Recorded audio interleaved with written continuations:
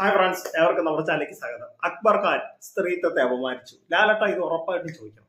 കൂടുതൽ നിങ്ങളുടെ ചാനലിലേക്ക് ഷെയർ ചെയ്യുക, സബ്സ്ക്രൈബ് ചെയ്യാൻ പറയുന്നത് ഞാൻ എന്നെടുത്ത പുതിയ പുതിയ ബിഗ് ബോസ് അപ്ഡേറ്റുകൾ നിങ്ങൾക്ക് പെട്ടെന്ന് കിട്ടാൻ വേണ്ടി. അപ്പോൾ നമുക്ക് അവിടെ കാര്യത്തിലേക്ക് കിടക്കാം.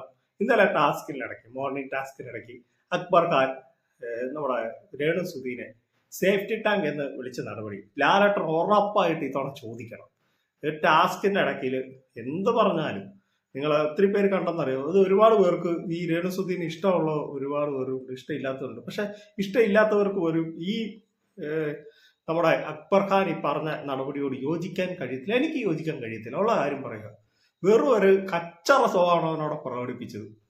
വെറും തെണ്ടിത്തരം എന്നാ എനിക്ക് പറയാം. ലാലട്ട ഇത് ഉറപ്പായിട്ടും ചോദിക്കട്ടെ. ഇത് വെറുതെ ചിരിച്ച് തള്ളി വിടേണ്ട ഒരു കാര്യമല്ല.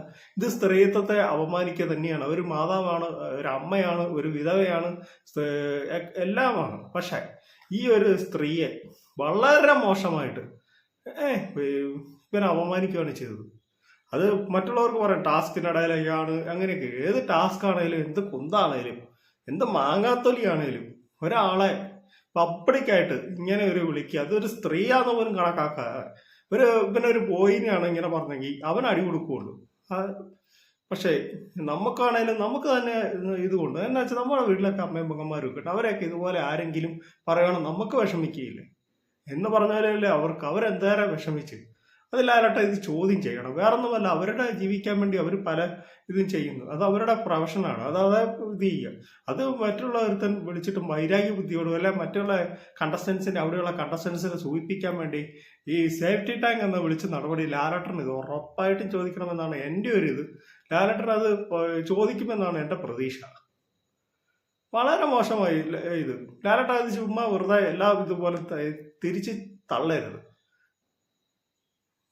ഒരു വ്യക്തിനെ ഇത്രയും മാത്രം അപമാനിക്കണമെങ്കിൽ ആ വ്യക്തിയോട് ഇവർ എന്തെങ്കിലും ദേഷ്യമോ അല്ല വൈരാഗ്യമാണ്. അല്ല ഒരാളെ ചുമ്മാ കണ്ടിട്ട് ഉടനെ വിളിച്ചിട്ട് ആ വ്യക്തിനെ ഒന്നും അറിയാതെ സേഫ്റ്റി ടാങ്ക് എന്ന് വിളിച്ചത് നടപടിയോട് എനിക്ക് യോജിക്കാൻ പറ്റുന്നില്ല.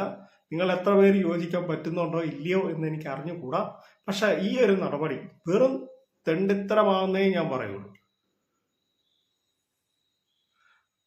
പിന്നെ ലാലട്ടൻ ഇത് ചോദിച്ചില്ലെങ്കിൽ കൂടുതൽ വിമർശനങ്ങളിലേക്ക് ഇത് സോഷ്യൽ മീഡിയയിൽ ഓടുന്നുണ്ട്. ഒരുപാട് ആളുകൾ വിമർശനവുമായി അക്ബർ ഖാനെതിരെ വന്നിട്ടുമുണ്ട്. രേണുസുധിയെ ഇഷ്ടമില്ലാത്ത ആളുകൾ പോലും ഇത് യോജിക്കുന്നില്ല.